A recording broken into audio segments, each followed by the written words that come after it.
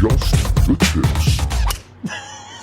Tips. All right, everybody, it's Adam and Mike with Just the Tips podcast coming at you live from Wilwick. It's not live for you guys, but it's live for us. I'm alive and well, man. Except, what are we doing? I know. We're getting this, I thought they said like April showers bring May flowers. So April wind brings May torrential showers. downpours. Because we went through the crappy March, which it's March. Anything you get in March is extra. Yeah. But April, it was so windy and cold. We had that one nice week where it was like 80 and nice. Yeah. And then Saturday, the second I got off the course, it started raining and it hasn't stopped yet. Yeah, and it's not stopping for a couple of days. And it's supposed to rain for a week. So here we are. We're at Wilwick. Yep. Shooting podcast. Did we figure out who this is? What's your call? I think it's Johnny Miller. Johnny Miller? I'd like to say Johnny Miller. I don't know if I watched any Johnny Miller stuff when he played. No? Yeah. It could be a young Nick Faldo. No? I mean, everybody else here is super famous. You got Jack, you got Arnold, you got Hogan, you got... Tell us who this is. Yeah. Put it in the comments. Yeah. Right? I didn't watch old golf. I didn't watch like any old golf. No? But you never read golf history about these guys coming up? Like, Johnny Miller was the man. Yeah. Dude. But he had those bell bottoms. Check him out. He's got the dress shoes with the spikes. Look at how wide that belt spikes, is, dude. Look at these spikes. I'm going to zoom in on these metal spikes that you can like definitely hurt somebody Did you with. play metal spike era golf? No. So I grew up in metal spike era golf. Really? Now, first, the shoes weighed 40 pounds apiece. The bottoms of them were made of wood, and then you had real metal spikes that screwed in in the bottom, right? Wow. So, but when you walked, like, you know how Tobacco Road's got the nice wooden steps that you go through? Yeah, you're like clicking? No, they would be all chewed up. Like any really? course You're that you like ever digging worked. into this. And then if they did stone, right, it'd be the slipperiest thing you ever saw, right? Yeah. And then there was no shoes allowed in the clubhouse. So the clubhouse I grew up with had like a linoleum when you first walked in, all chewed up for people just like, just scoot in real quick and get a beer, to the bar, No. All right, so today we got to talk about W.E.L.D, dude. We're going to close out the W.E.L.D series that we did when we were down in North Carolina. We started this down at Tobacco Road on the driving range. W.E.L.D is an acronym. Yep. W.E.L.D. Yep. Stands for. So wind, elevation, lie, and we like dispersion better than direction. No, was it direction or distance? Well, anyway, dispersion kind of encompasses because the big both thing is what W.E.L.D's trying to help us with is determine what the correct distance is. Yeah. Right. So D really can't be distance. It could be direction. That you're aiming. Like an aim point, or it could be dispersion. That's kind of why we wanted to do a whole podcast on this. Because we started with the Tuesday tips, and you end up with a Tuesday tip where you're like, now see the 1.5 hour long format version about what this really means. Well, really, we just wanted to put it all together, right? So, obviously a Tuesday tip, they come out as shorts. So and we're trying to do everything like quick, 4 tips to help you kind of get better at your game, right?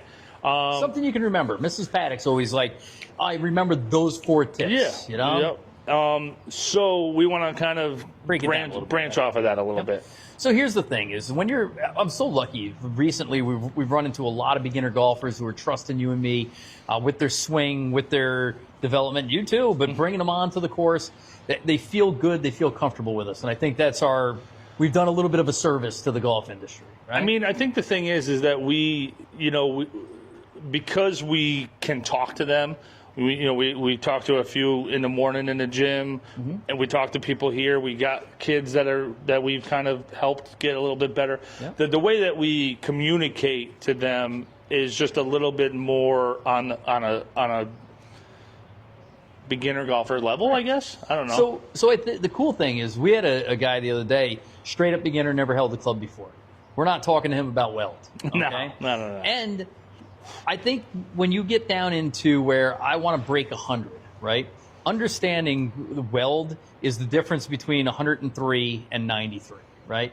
But it's also the difference between -1 and +1, right? So the better you get at the game, the more important this will be. You were just talking today about that Phil Mickelson video that everybody watches.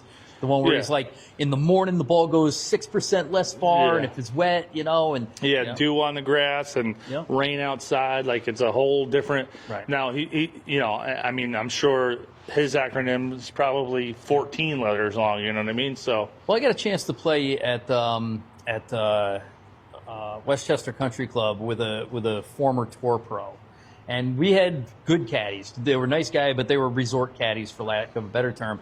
And this guy was trying to talk a language to him about how to club himself that I don't think the caddy appreciated.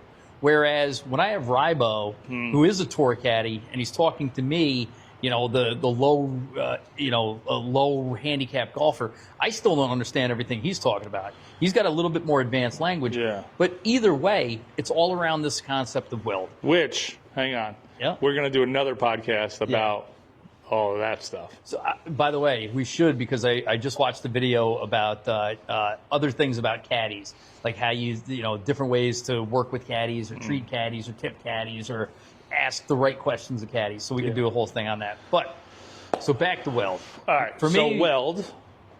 right here. I put it up. There you go. Very nice. W stands for wind. Wind. Yep. E is elevation. L is lie, and D, I'm sticking with dispersion. I like dispersion because that kind of encompasses all of the D's in there. So when you step up onto the tee box, what do you do to gauge the wind? Because you're really good at it. We were talking about it in 2 podcasts. Well, I caddied for 7 years, so it did come to me. But here's the deal. I mean, if you're on a par three, right? Let's specify. You're talking about your approaches and your par threes, right? Not really driver. I mean, wind, elevation. I mean, you don't really need that when you're hitting driver off of 1 here, right? I don't know. So I think that the first thing is, and I think what you do the best job of, is identifying the direction of the wind. Yeah. You got a couple of different ways, but the language you use around direction. So if the wind is straight at your back, that's great. It's downwind. It's a good thing. Great. How often does that happen? Well, you play links in Unionville, never. But it's nice. It's nice to have a downwind, straight downwind, right? Yeah. For me, especially since I hit a spinny ball, I need to know exactly which direction that wind is going. So I always grab a little bit of grass, toss it up in the air, and I watch where that thing goes and where it lands. So I smoke a cigar on occasion. I can watch where it goes. That's that old fluff. Yeah, dude. Yep, you're smoking a cigarette into the wind. The grass, I like to lick the finger and put it up and feel where the wind's blowing. But probably the most widely recognized is the grass, right? Yeah. So now we have to identify which direction it's coming from. It is never right at your back or right in your face, right? So you use other language. Right. So, there's times when I'm like, oh, it's coming off of, off your right shoulder, helping you, in your face from left to right, things like that. Or there's times when I'm like, oh, it's left to right, but it's hurting a draw. Right. You know what I mean? Something like that. So that's what I'm getting at. So if we're straight at our back, right, we'll make the adjustment. If it's a driver, I mean, unless we're thinking about going through a fairway or getting into some hazard that's at the end of our normal distance, we don't even think too much about it. Great. Winds at our back, great. Bombs away. Yeah. How much does and let's use wind speed, 10, 20, 30, 40 miles an hour. I'm at my back, it's 10 miles an hour. I'm just getting a little push on the back. It's not a big deal. Yeah, I mean, it's going to help you. And I will say this, downwind, the help is half of what it hurts. That's what I was getting at. Okay. So that same wind is in your face. If I got the 10-mile-an-hour wind and it gives me 5 extra yards, if it's in my face, it's hurting you 10 yards. It's hurting you 10 on the drive. 10. So generally speaking, I mean, again, we're talking, we can get so into this about, where you are, sea level, humidity, summer, spring, fall, all these things. But generally speaking, 10 miles an hour is going to hurt you 1 full club. Yep. I mean, I know I've seen Rory hits his, but between his 8-iron and 7-iron is 19-yard difference. Not going to hurt him 1 full club. Yeah. But a general person out here, average golfer, hitting every 10 yards, it's going to hurt you 1 full club. Gotcha. So that's if it's straight in my face, straight at our back. I think most of us recognize that if we're getting the ball into the air on a regular basis, that the wind is going to affect it. Mm-hmm. To me, the difference is, and if you think of like a compass, the wind's at your back, but you said it's helping a draw. So it's coming off if you're a right-handed player, it's coming off your right shoulder, it's cutting across. Yeah. But that can vary too. It can be straight across. Yeah. Where still going to help a draw though. If it's straight across right to left, that's going to help your draw. That's going to hurt my cut. Right. So if you think about it, the wind's coming this way, the ball gets in the jet stream, and even though it's pushing hard, it throws it that way.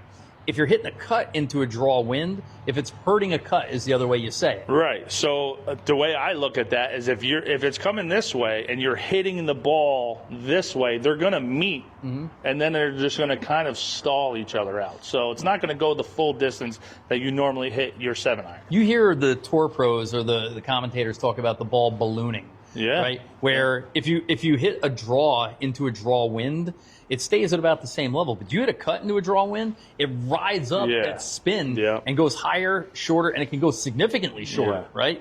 And dude, it's kind of a good thing we're doing this because there's so many aspects that you can go deeper into this. Like I hit a spinny ball. Now I still hit my 7-iron, inside. I was hitting that thing like 180, but it's like my 155, 160 club, right? But then you start talking about wind, and you're talking that wind is going to hurt my spinny ball more than it's going to hurt yours. So switch the wind, right? Now it's helping a cut. Yeah. Right? So you hit your spinny ball up into the cut. Yeah. Right? You're gonna hit it real high, right? Yeah. Is it gonna help it distance wise or hurt it? It's gonna help it distance wise and shove it further right. Right. But my draw into a cut wind. Yeah, they're gonna meet.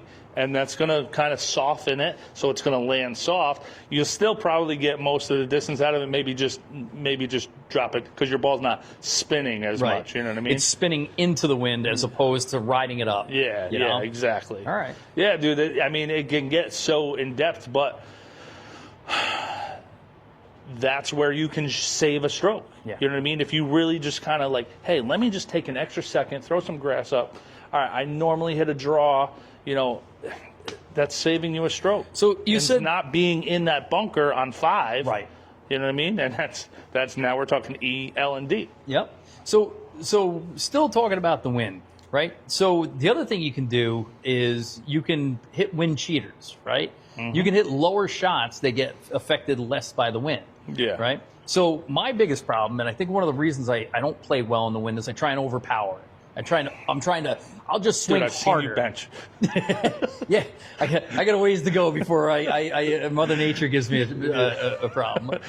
No, but here's one thing that I'll say, and caddying at the ocean course, you're standing on the 150 marker, and it's uphill into 2 clubs of wind with a bunker short.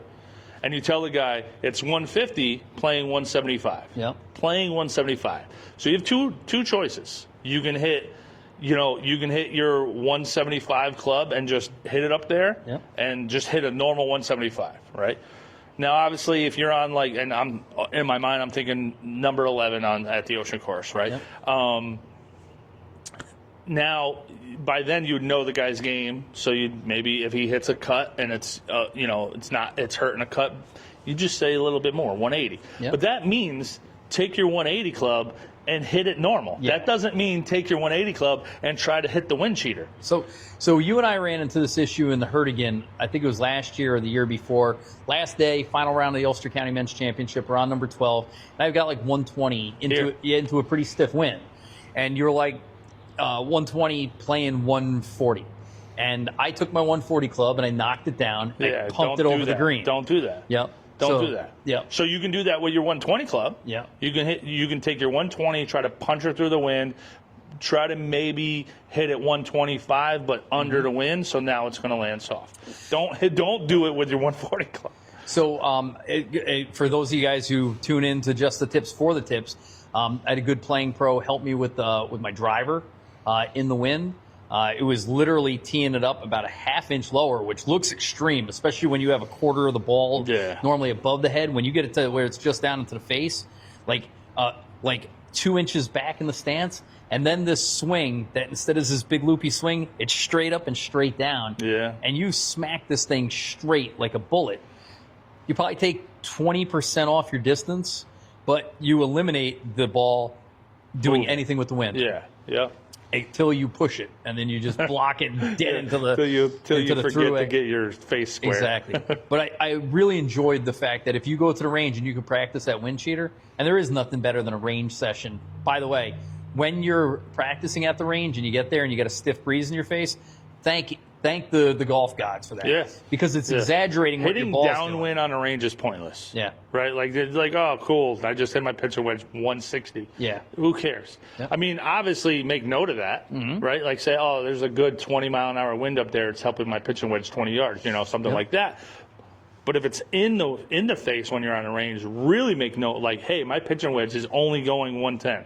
And like I said, you'll also notice your cuts and your fades will be much, much more exaggerated, right? So it's a really good time to work on your swing, to dial that in. It really is, and that's something that you can say that those are the two things that you can work on, or three things that you can work on when you're into the wind on a range is how far is your full pitching wedge going? Yep.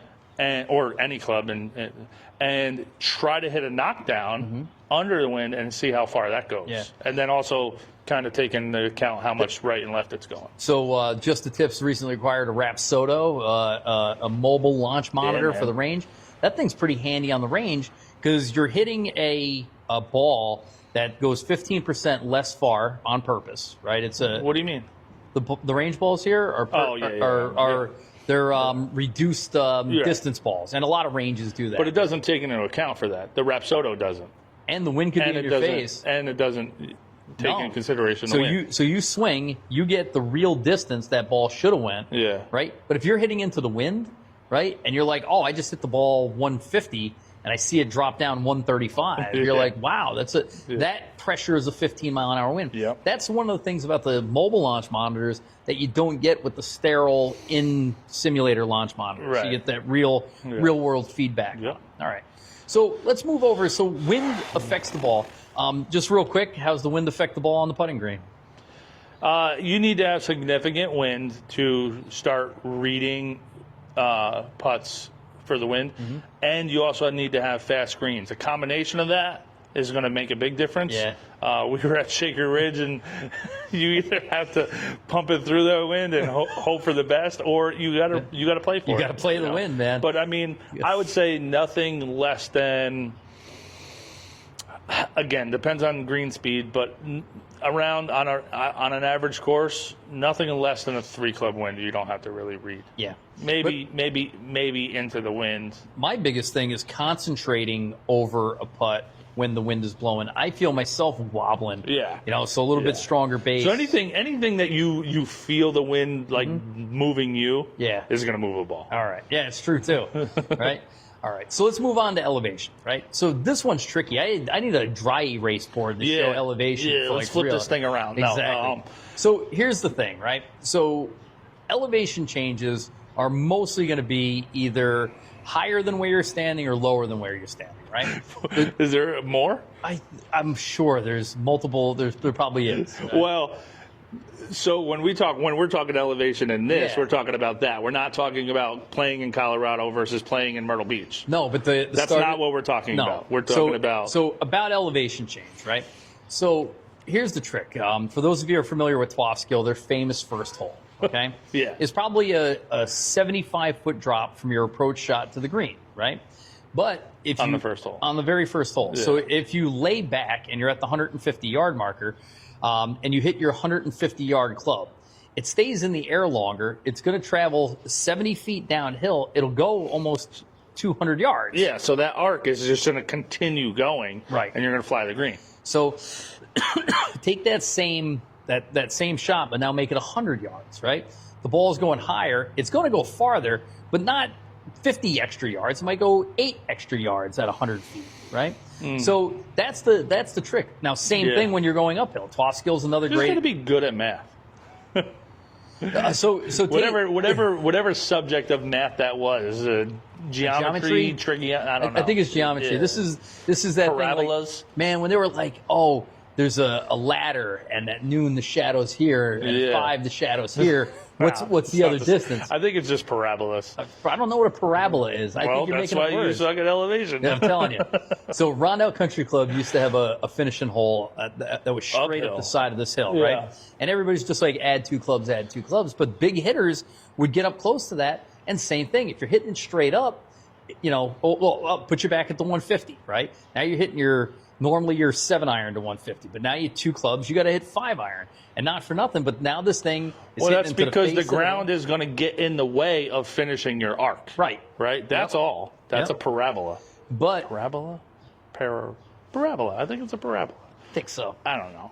Anyway, it's an arc. So if you're closer to the hole and the ball's going higher, same thing. It might not be 2 clubs. It's definitely 1, though. Yeah. You But I think you're skipping a step right now for them. You have to hit more club if it's uphill, and you have to hit less club when it's downhill. Like you're talking about how much, depending on how close you are to the flag. Let's just go to step 1 being like, hey, if that's 20 feet of elevation, that's 20 feet less of the bottom of your second half of your arc. So one of the things that I find that you do real well is calling out elevation changes. If it's moderate, if it's 10 yards or 20 yards, or 10 feet, 10 feet or 20 feet high, I don't normally consider that to be a significant elevation change, but you always take that into consideration. If it's not dead flat. What do you do on 18? See, I have a problem with 18 because I don't consider that to be uphill. That's at least 10 feet up above the fairway. If you're sitting around so I club up on that hole a lot, and I tend to fly the green a lot too. Do you though? Because I've seen you in that bunker a few times. And that's you should club up anyway, because long there is okay. Long is better than short, right? But then you go to like a hole like 14 that's probably 35 feet higher from your approach shot to the green. You got to take extra club, and that's definitely 2 clubs. 2 clubs, right? Minimum. Yep. Minimum. And trust me, I mean, I've hit 1 to 2. So wait a second. I got the 14th hole. I got a 2 clubs up the hill. What if it's a 2 club wind? In the face? Yeah. Then you need to hit. So it's normally a 7-iron. I'm all right. So if you're 150, 4, I'm a 4-wood. All right. So if you're sitting there at 150, you're not getting a 7-iron there. No. Not getting a 6-iron there. Back right pin or right center pin. Middle. You're not getting a 6-iron there. Yeah. So you have to hit a 5-iron. So 3 club. So 2 club elevation and 2 club wind is 3 clubs. No. Hang on. So if you're 150, no wind, you're hitting a 5-iron. So I've been told that's 2 clubs. I'm probably hitting 6 to the middle of the green. Dude, I don't know. I'm hitting 5-iron. Yeah. And a 2 club win? Yeah. I'm probably trying to stripe a 4-iron. So, taking all right. So is it 3? Is a 2 club uphill and a 2 club win 3 clubs? So when now 2 plus 2 equal 3. Now here's the deal. Yeah. Okay, this is again, we can go deeper into this. When you're hitting a longer club, like a lower club, the wind is not going to hurt it as much. Right. So that's why you have to hit it normal. You can't punch a 4-iron up there. You have to hit a normal 4-iron. But that 4-iron doesn't have the trajectory where it's getting caught up here with spinny. Right. It's lower. But you almost want it to a little bit. But it's getting affected by the wind a little bit less. A little less. So a little bit of elevation change. So you might not want to go. So it's either a hard 5. Yep. Like a I don't want to say a punch, but not a balloony 5. Yep. Or a smooth 4. Gotcha. All right. So now what if it's downhill? All right. I got 2 club wind at my back and it's 2 club elevation. So say it's like number 5 when the wind's at your back. All right. You got a par 3, 180 yards. Number 5's not that downhill. You play number 5 a full club downhill, but you don't play 8 a full club uphill. 18. No. Maybe this is why you've been shooting 83, 84, bro. It's a long way down that hill. Plus, you're hitting a more elevated club. But if I had, so say I had what's a better hole that's got that we know of that's got a 2 club downwind and is significantly low? 11. That's only a pitching wedge though. Okay, so all right. But all right. So say it was 11. but it's 180 yards. You're on the back tee. You're on the back tees. It's like 165. Okay. Right? Two clubs down. 2 clubs downwind, 2 clubs downhill. Instead of being a 6. 20 feet downhill. It's probably more like 30 feet downhill. So instead of being a 6 or a big 7, it's a hard 8. It's a hard 8. It's a full in the air 8. Now, so something that if you guys check out our Tuesday tips back when you were doing elevation, no, I think you were doing wind at Tobacco Road on the range. You said if it's downwind, tee it up and get it in the air and let that wind help you. And that's what you have to do. So that's what I'm getting at. So say I'm 165, 2 clubs down. I'm hitting my smooth 7, but I got a 2 club wind. I got a 9 iron? Yeah. Yeah. But that thing's way up in the air. Yeah, you got to hit it. Yeah. You got to hit it. Either that or you're hitting a smooth 8. Okay. That's tough. I'm almost saying, is it a pitching wedge at that high? Because the higher you get the ball in the air with a 2 club wind. I'm trying to think about 165 standing on 11 from the 2 club downwind. So again, downwind doesn't help you as much. So that would only help you 1 full club. So yeah, it's a smooth 9. 9. Yep. It's a 9. Got to go 135, 140. Yep. So it's a full 9. Yep. It's a full 9. I would hit a full 9 there. So you see where the wind and the elevation start coming in together. All right. Anything else on wind or elevation? Because lie is going to take a minute. If you thought this was... I mean, yeah. Elevation, here's the deal. It is really feel. You also, like you say, you have a hard time knowing how much is 10 feet, 20 feet, 30 feet. You have to... Uphills, if it's slightly uphill, it's a half a club to a club. If it's noticeably uphill, it's 1 to 2 clubs. All right. That's it. All right. Downhill, 12 skill. We played it like the one time with the boys, and it's a guess. Yeah. You know what I mean? So this gets back to about when we talk about athleticism in golf, is being able to see that shot and saying, okay, it's the first hole at 12 skill. I got 108 yards. It's not a pitching wedge. It's some kind of sand wedge. But I have to hit this thing into the air. The wind's cutting in, and I got to let it ride the wind and land on this very narrow cutting surface. No wind. With a little wind in your face. Wind in the face, 108 to the pin. Yeah, it's like that's like an 80-yard, 75-yard shot. So you're getting very creative, but you're also getting athletic. You're like, let my eyes see what it sees, let my body feel what I feel, and then let my subconscious hit this shot. But to clarify for them, it's not a 108-yard shot. It is not. No. It is not. It's not a 100-yard shot. No. So do not pull out your pitching wedge and try to hit that number. All right. So when you are definitely noticeably uphill or downhill, you have to adjust for it. W. I got the wind taken care of. I know if I'm higher or lower, right? I've judged that. Now I have lie. L. I got the lie. All right. So here's the problem. I'm going to go home and come back and talk about You want to go grab us dinner? There's so many here. There's so much. So here's the thing, and I think this is the easiest way to simplify it, okay? This is why a range mat does us all such an injustice, right? Range mat gives you 0 feedback, right? It's perfectly flat. And quite honestly, though, and this is the funny part, is if you can't hit the ball straight or the shot you want off a perfect flat range mat with no give, you're going to struggle on the course because you're never going to get a flat lie. You're almost never in the fairway. I think it actually hitting off a range mat actually hurts you. How so? Half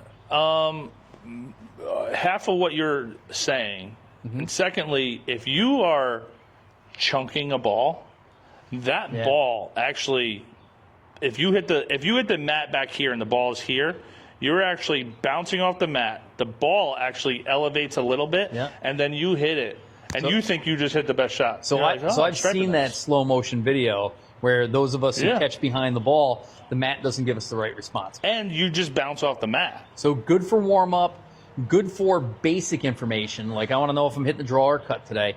But long story short is when you get to the course, right, you hit the ball in the middle of the fairway, right? First hole, you hit it to the 150-yard marker. The L in lie goes, am I in the fairway or am I in the rough?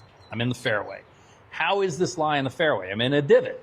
Am I in a patchy spot? So then that's the second part. So physically, is the ball sitting up nice and nice, or is it obstructed in some way, right?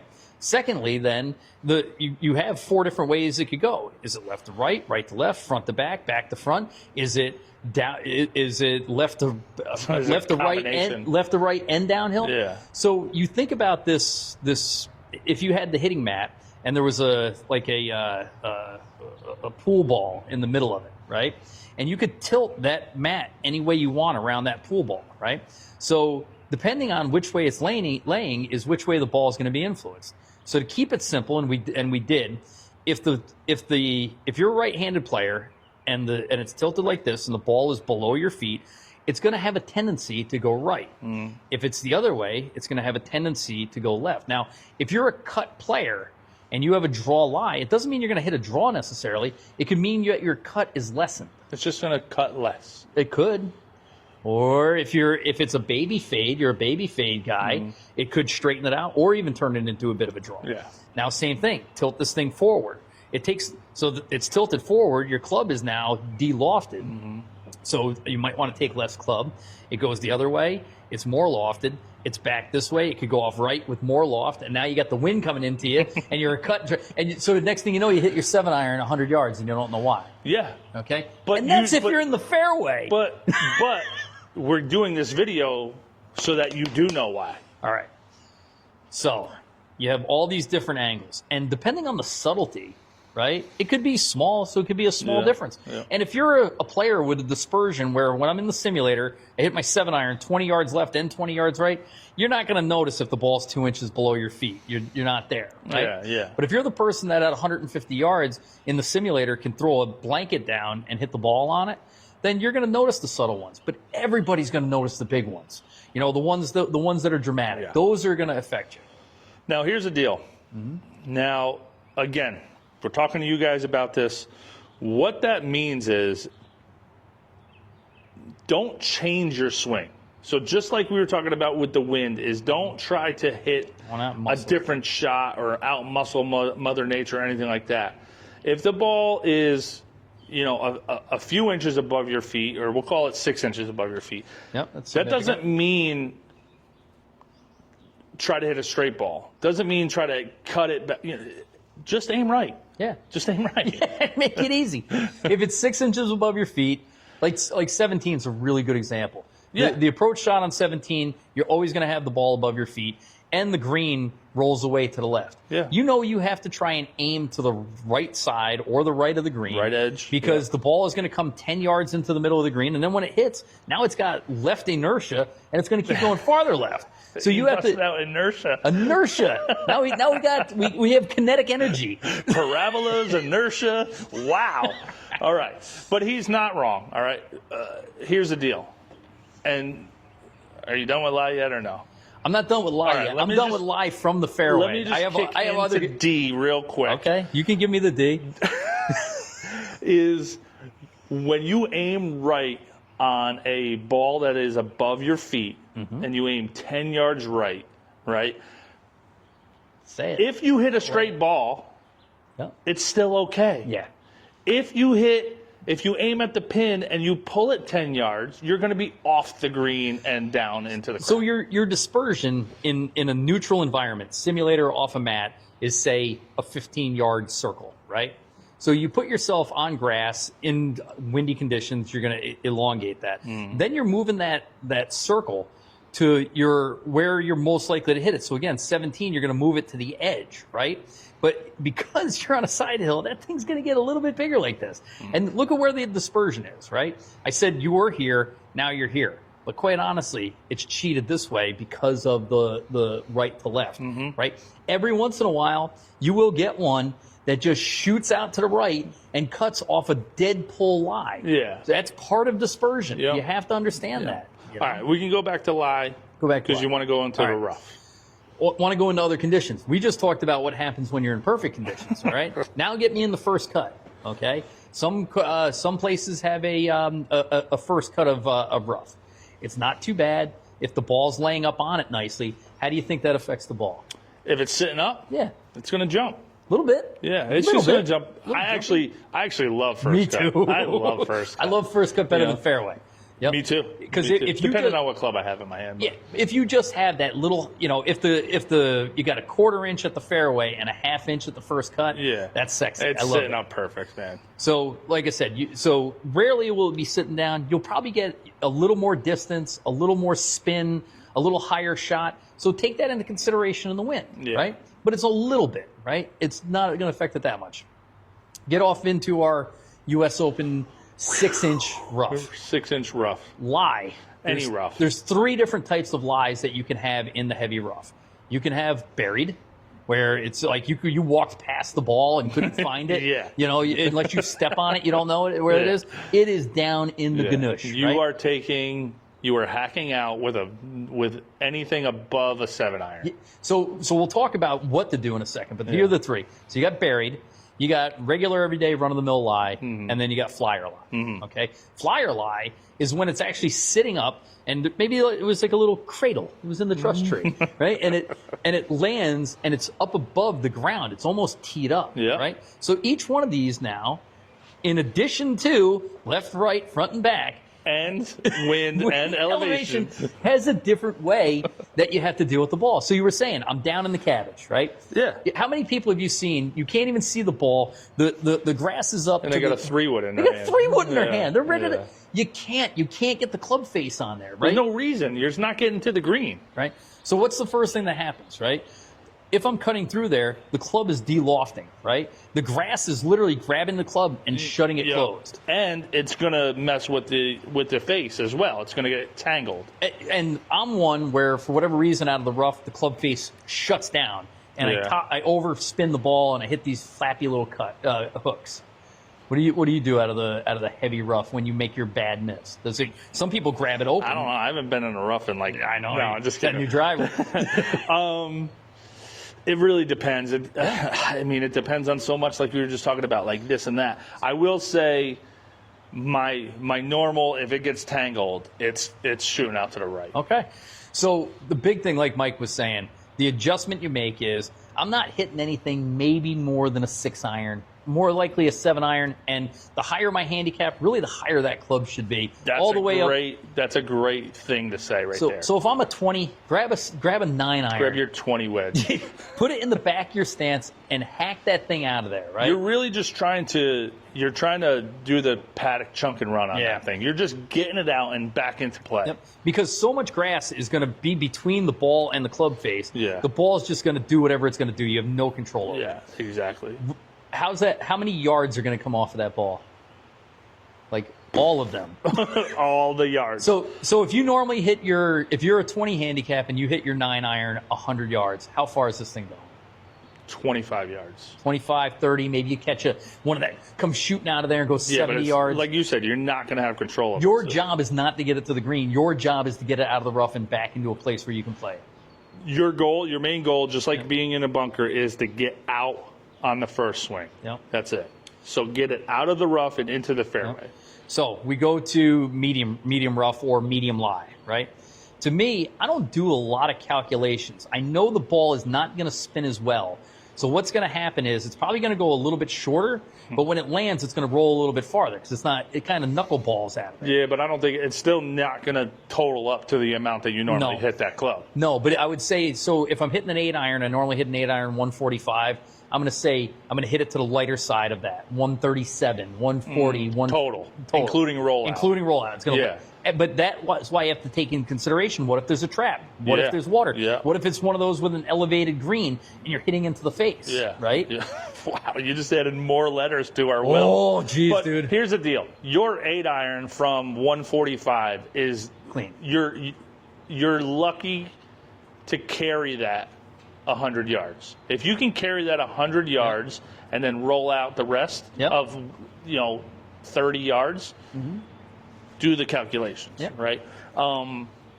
I don't know if there's like an equation of like, medium rough, it's going to carry, you're going to lose 25%, and something like that. I want to put a number to it. But this is why golf is so great. So we talked about having to make an athletic move. Sounds like it's terrible the way we're making it sound. So we talked about making an athletic move, right? Yeah.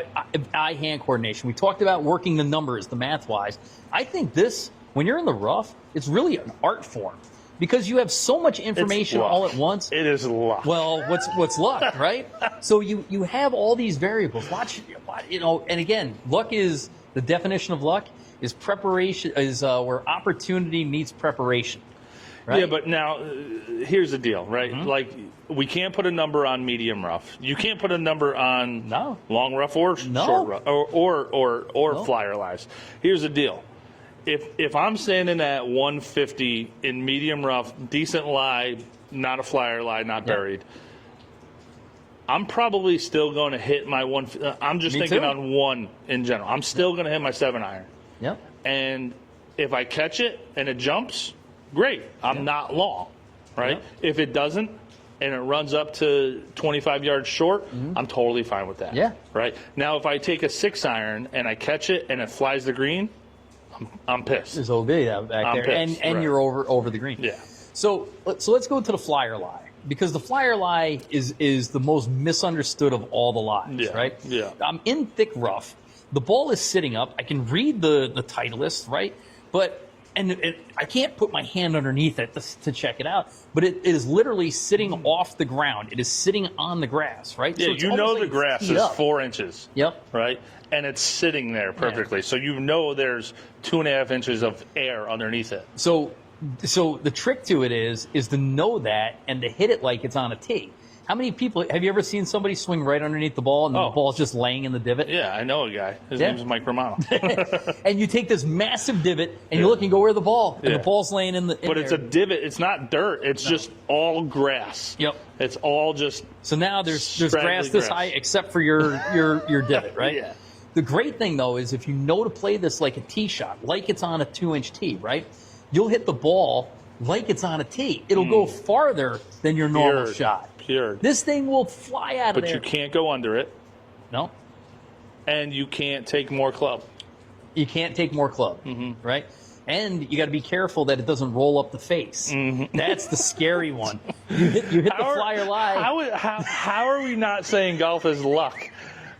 If the ball rolls up the face, that flyer lie, you think you're going to pure? You have to be Einstein to play this game.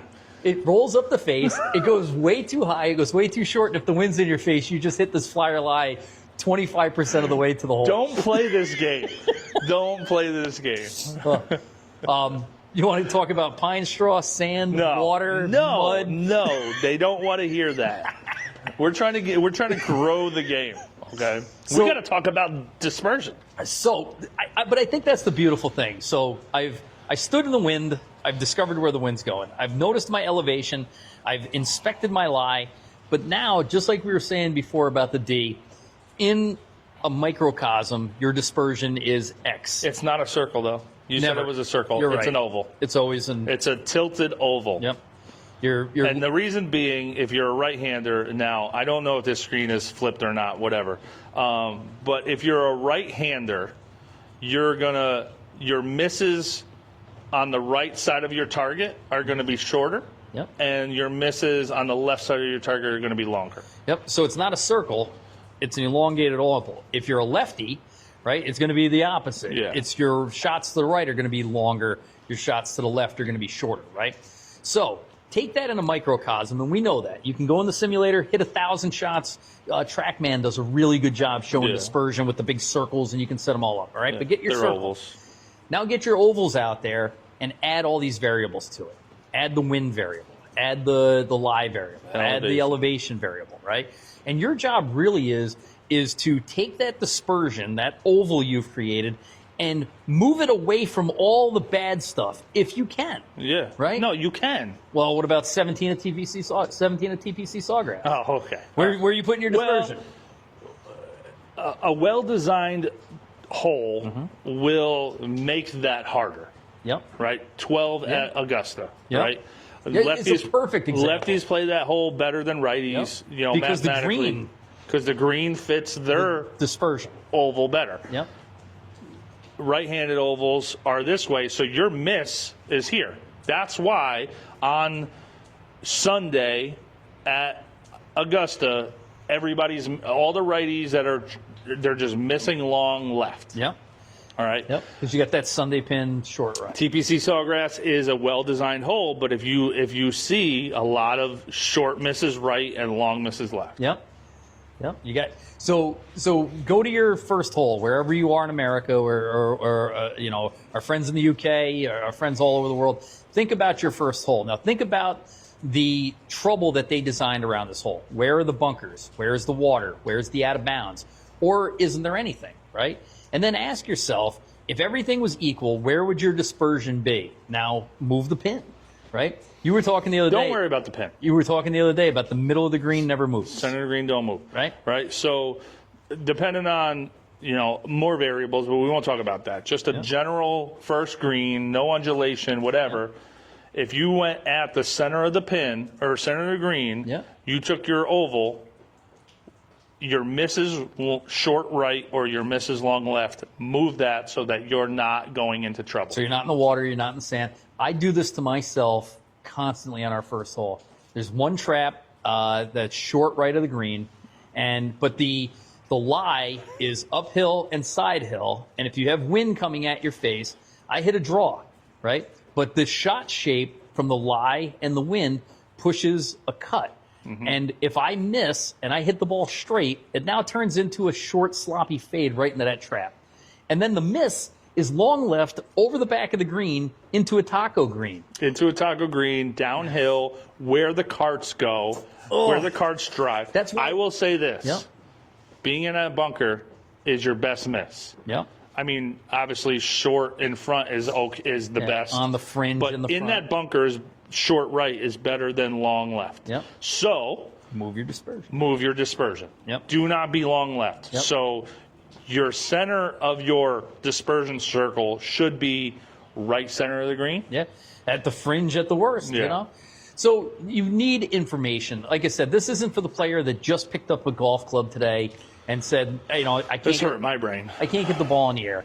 But if you're trying to break 100 or you're trying to break par, this could be the missing link, the key. All right. So let's get a little real specific real quick. Okay. Last time me and you played, okay, it's coming down to 18. Yes. Right pin over a bunker. We actually don't know how far back it is on that right side because you can't see the green, that side of the green from where we were. Top of the flags. Right? All of us missed left. Pin high, but left. Because we were not messing with that bunker. Right. Now, the problem on that hole, or not the problem, but what we did correctly was we don't want to be shortened in a bunker. Right. We don't want to miss the green right. Left is totally fine. Long is okay. Where we were, depending on where the pin was, short left was not the best. So, and we were all over there on the left. And again, it wasn't, you know, it's we funny. moved our circle over there. And it's true. Now here's the trick and the fun of the game is how much do you cheat? We're coming down, we're tied, and I know I was up one. You were up one, but I saw you go long and left, and I took my dispersion and I stuck it right at that pin. And I go, I'm either going to win or I'm going to lose. And then still ended up hooking the damn thing to where you're like, oh, good safe shot. You know? No, dude, I was going at the pin. And there's chapter and verse of tour pros winning tournaments, trying to play it safe to the Scotty Scheffler, trying to play it safe to the center of the greens in Augusta, to the landing areas, and getting lucky when the dispersion pushes the ball at a pin or gets it close. Well, and that's why you got to know your dispersion. Now, obviously, the higher your handicap, the bigger this oval is. All right. So your goal is to move this circle to the least amount of trouble possible. Right. If there's a bunker here, move it here. If there's a water here, move it here. Yeah, short is sometimes better. Short left, okay? So your longest club is long left is not going to get you in that water, but your short club is not going to get you in that bunker. So here's the question on everybody's mind. How long should this assessment before your shot take? For you? No, in all honesty, guys, this whole process should take you about 30 seconds. You're doing these calculations, and I hate to say this, but it's like driving, dude. We're driving, we're doing math the whole time. How far is that car? Can I pull out in front of them? Blah, blah, blah. You're doing that in split seconds. How long does it take to slow down? Yeah, exactly. Now, obviously, 16-year-old drivers have to do that math. It takes them a little bit longer, right? You start driving a little bit more, you start getting the hang of that. It's the same thing out here. Obviously, new golfers, higher handicap golfers, do the math. You can even say it out loud. We do it on the tee boxes. All right, we're 156, but it's we're downwind, downhill. It's playing that number. The wind and the elevation, they wash each other out. Whatever it is, right? We start saying that stuff out loud. And take a look at any tour caddy and their player. They have a don't look at them. They have don't look at them. Are you kidding? They have a shorthand though that they talk about. Yeah, but they are getting paid millions of dollars. They can take an extra 30 seconds or 1 minute. Plus, they're playing in threesomes, something that we don't talk about on this channel. They're playing in threesomes, so they're not taking as long. But that's what I'm getting at is a caddy and a player. They do take a little bit more time. There's a lot more on the line, but they've also narrowed down this language to where they can have a conversation where we're probably talking in generalities. But if you're not used to using the weld technique, the next time you're standing behind the ball, you're walking up to it. You're 15 yards away and you go, okay, where's the wind coming out of? Oh, the wind's clubbed on my back, helping a cut. Okay, what's the elevation? Ask yourself. Oh, it's uphill, but it's only 10 feet uphill. Probably with the wind, it's probably neutral, right? How's my lie? Oh, I got a crappy lie. Okay, I'm probably going to have to take one extra club because of the crappy lie. What's my dispersion? Oh, there's water over the green. Maybe I shouldn't take that extra club because the dispersion, if I do hit it well, puts me over there. And what do you come up with? Just hit my normal club, right? After all that calculations, I'm just hitting my normal shot. Yeah. And to what you were saying before is, listen, here's the deal, guys. If the last hole that was going this way was downwind, that means this hole that's going this way is going to be into the wind. You might not feel it, or you might not have to throw the grass up. You'll know, all right? But start taking those things into consideration, right? All right, so the first hole is down. Like, here's something that actually took me a little while playing here to realize all our par threes face the same way. Which is crazy because the course goes in all different directions, but all the par threes, the par threes face that way. If they're into the wind, they're going to be into the wind unless the wind changes. The wind does swirl. The wind does swirl, and make note of that. Look at the flags. Look at the trees and things like that as well. But start taking into consideration that the elevation, the lie, the dispersion. So for all you people that are talking to each other on the golf course, I don't know what you're doing. Right, but we're having conversation with people. You have a lot of information you have to be taking in, and I'm telling you, my brain hurts right now. but this is what I mean. Like, we both hit a tee shot, and you want to tell me about your day.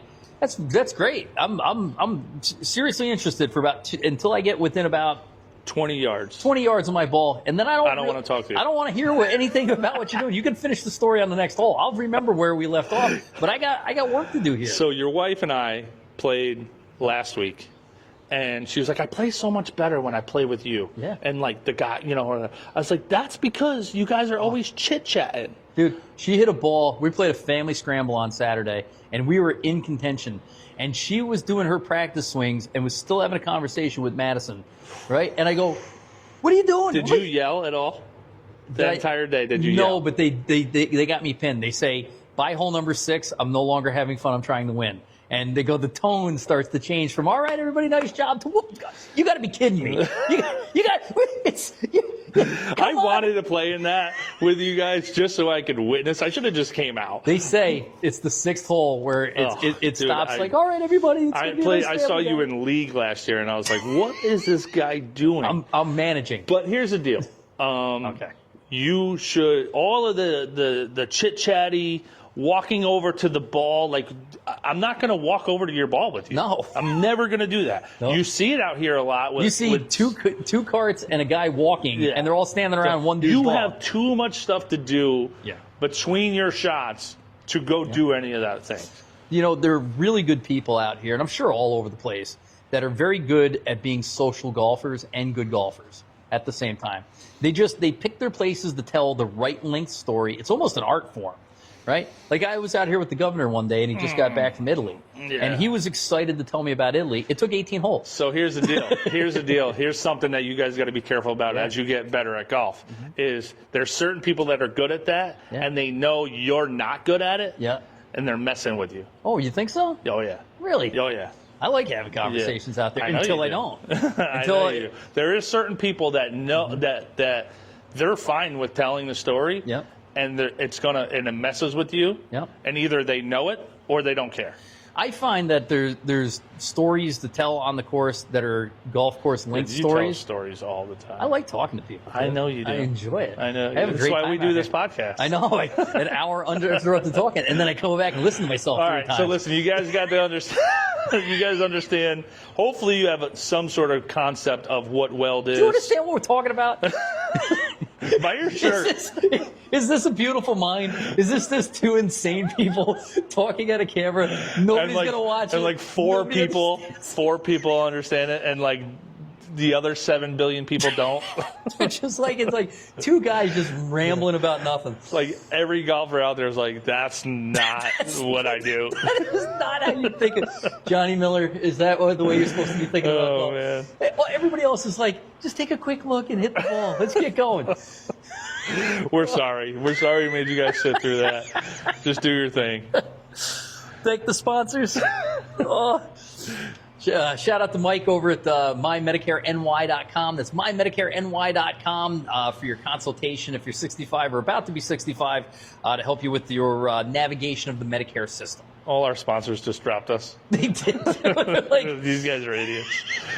But hopefully some of you guys are still with us. Ken at Custom Wedgwoods, Base Cigars, Sundog.